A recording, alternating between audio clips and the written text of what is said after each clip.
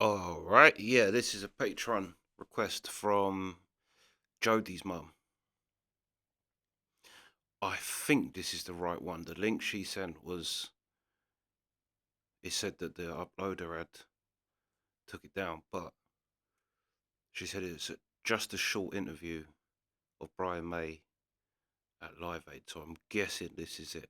There was another one up, but that was like a minute long, and most of it was the presenter talking. But yeah, anyway, Brian May backstage interview, Live Aid. Let's go. About this concert. First heard of it in a roundabout way from Fred Mandel, who's our old keyboard player who now plays for Elton John. And we said, well, maybe it could happen. And then Geldof came over and talked to us at an awards dinner and said, will we do it? And we said, yeah. And then it just gradually got confirmed on the phone. Because originally we were planning to do a concert here, actually, strangely enough, but we decided this was kind of more important, really.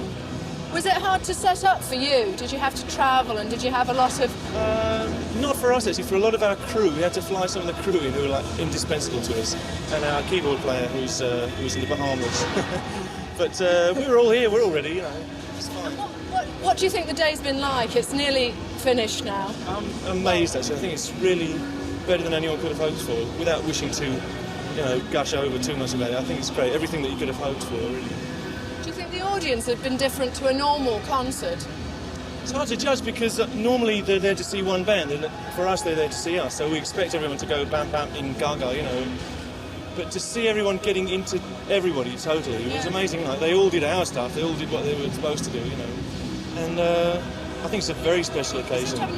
Knowledge of lyrics, because they actually knew everyone's songs. Everyone who's there must be so devoted, And just a wonderfully good feeling, That's great. Yeah, I'm delighted. Do you think you'll look back on it and think it was a wonderful day? Yeah, I'll probably watch the video and think, why did I play those notes, But Why was I wearing that shirt?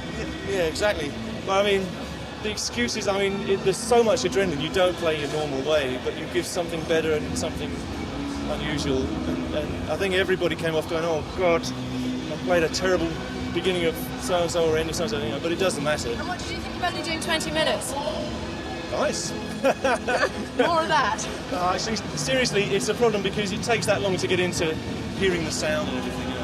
So a little longer than 20 minutes is helpful, especially when you haven't had a sound check. But who cares? And what are you going to do the rest of the evening? We have another thing to do. I'm going to go on with Freddie at the end, just before McCartney does his Let It Be, and we're doing The World We Created. And then... Freddie's very nervous, he said, about doing that. I've been nervous all day, which is unusual. I think everybody has. Yeah, they have. Everyone's said it's just such an unknown quantity. You walk on that stage and you have no idea what's going to happen. It's not your familiar surroundings. But and then I think we're going to go to Legends to see all the stars, man. We're going to see all the Americans. I'll have a drink. I think I need a drink after this. Thanks a lot. Thank you. Yeah, that is I think. Well, there's quite a few amazing things about the Live Aid. Not even the show, just the things surrounding it. But one of them is that, it's not their crowd. But I was thinking then, how much do you think Queen was responsible for selling it out?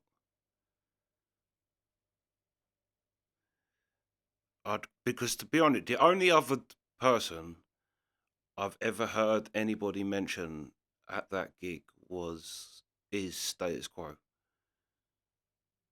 That's it. I couldn't tell you a single other person who played there.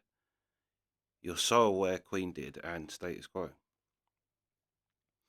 But I think both of them bands was way past their day.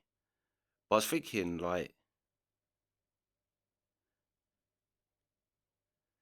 was it just kind of a crazy...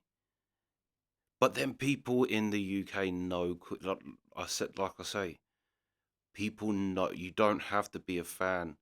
The songs that they played in the UK, you don't have to be a fan. You don't even need to know the word Queen for the band name. You don't even need to know that people know them songs. They know them songs. Like they're just so part of the kind of, the social fabric of our country. that people know. But then I was also thinking, it's like, how much are Queen actually responsible for selling out that show? Because everyone kind of thinks, like, oh well, a whole stadium full of Queen fans didn't, no, full of non-Queen fans knew how everything to do. And it's like, yeah, but I mean, perfectly possible, but it's just as perfectly possible to say that Queen was responsible for selling it out. But I don't know if they was even mentioned, or it was like a kind of no. I'm not sure if they was. Yeah, because I'm pretty sure it was quite a last minute thing.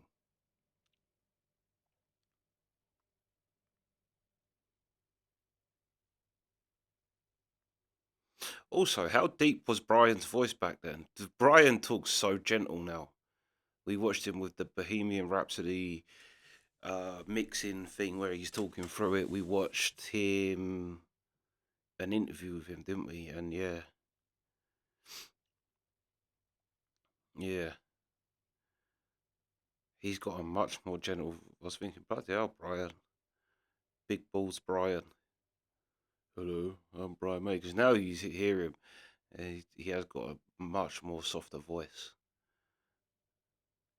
Yeah, but yeah. Anyway, that's the reaction. So we.